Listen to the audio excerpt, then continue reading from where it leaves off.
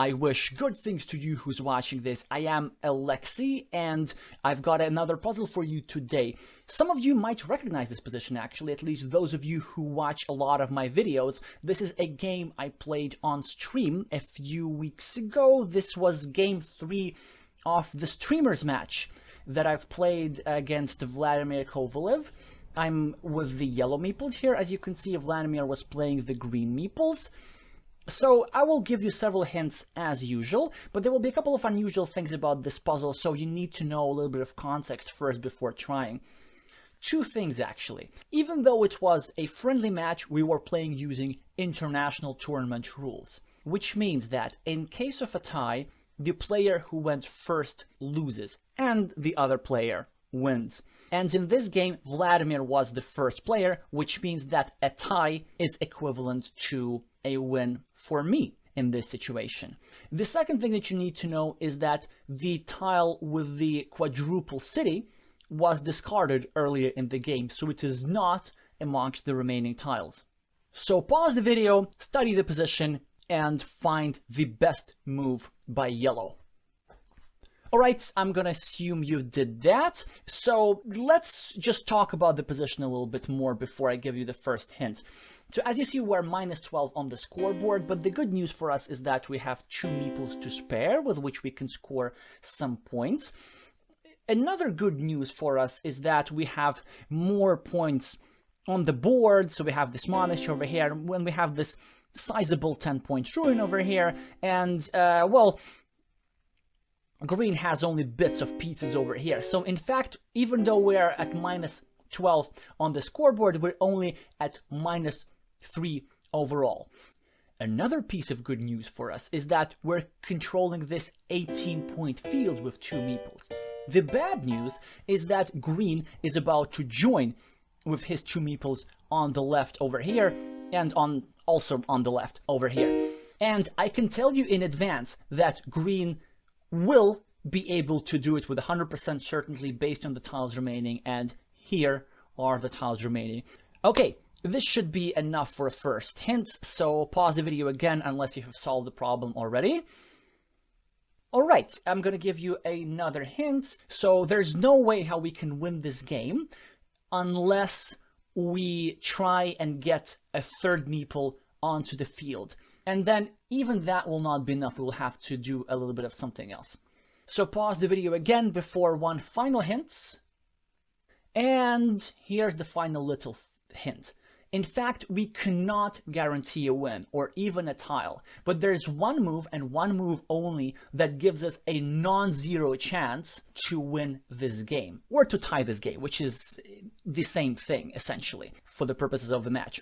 Actually, let's make this a 2-part problem. First of all, find what this move is, and second, calculate the probability with which we win this game after making this move. So let's look at the solution first. The move is we drop a field meeple over here.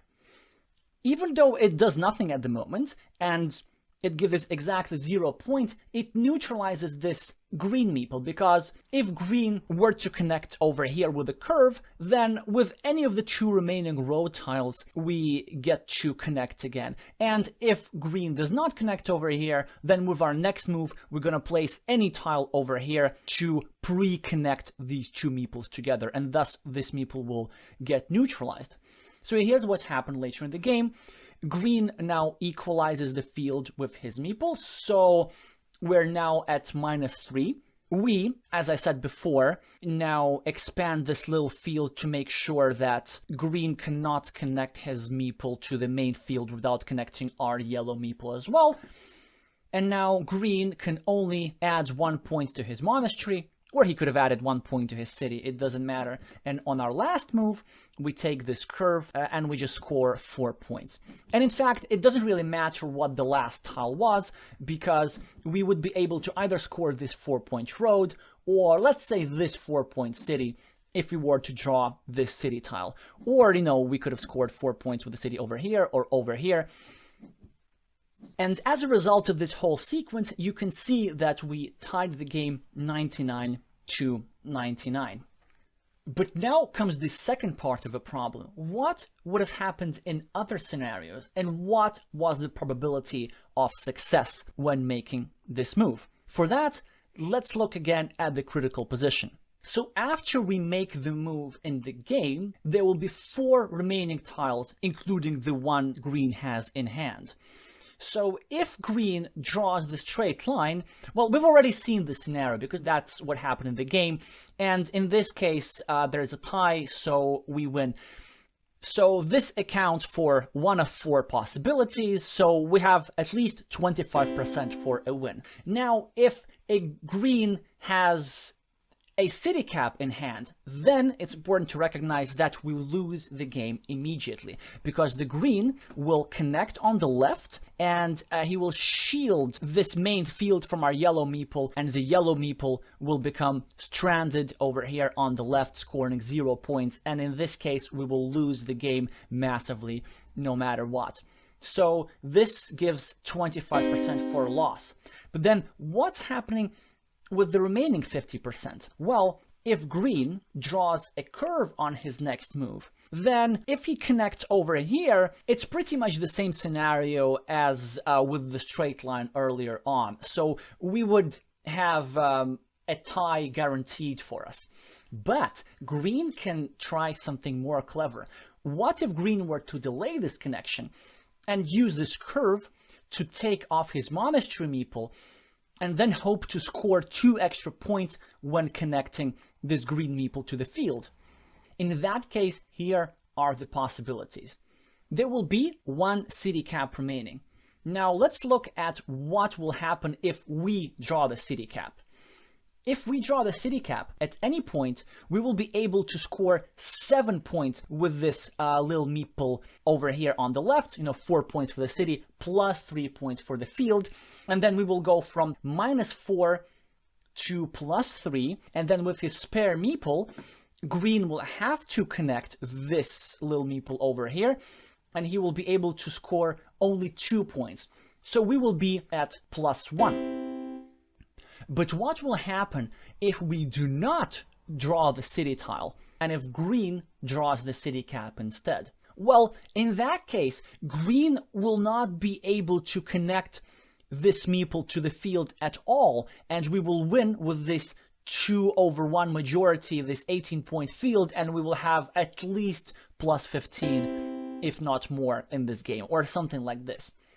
So turns out that we win in all scenarios except the one where green immediately draws the city cap and shields himself from our field meeple. So there's a 25% chance of that happening, which gives us 75% for a victory. Not bad, right?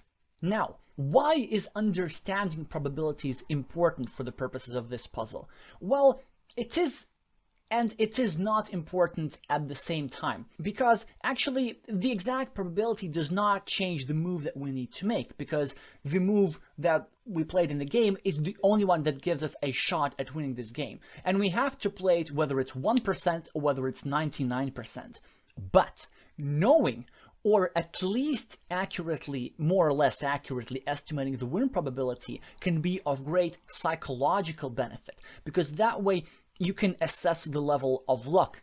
I've had way too many opponents complain about their misfortune after the game without realizing that the probability was actually never on their side at any point in the game. And the second reason is that calculating probabilities is a useful practice, because there will be situations where the exact probability actually does influence the decision that we have to make. I know I promised a longer video just focused on Carcassonne probabilities, and that is in the pipeline. That's just taking a little bit longer than usual because those are a little bit harder to make than the regular Carcassonne videos, but it's coming. And the second lesson that you can learn from this game does not have much to do with probabilities. I just wanted to emphasize this farming technique where you place a farmer not 1 but 2 squares away from the main field, just to anticipate the field connection that your opponent is about to make,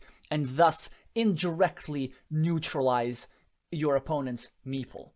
Of course, this is not always possible and depends a lot on the tiles that are remaining, and there will be often situations, just like in this game, where it does not give you 100% chance, but it gives you a chance that is good enough. Alrighty, like this video if you like this video. It does help the algorithm a lot, so please click all the good buttons and subscribe to this channel unless you have already. I post regular competitive Carcassonne content of all kinds. Thank you so much for watching, and I'll see you soon. The second lesson that you can learn from this game doesn't have much to do with probabilities, but I just wanted to emphasize. Oh my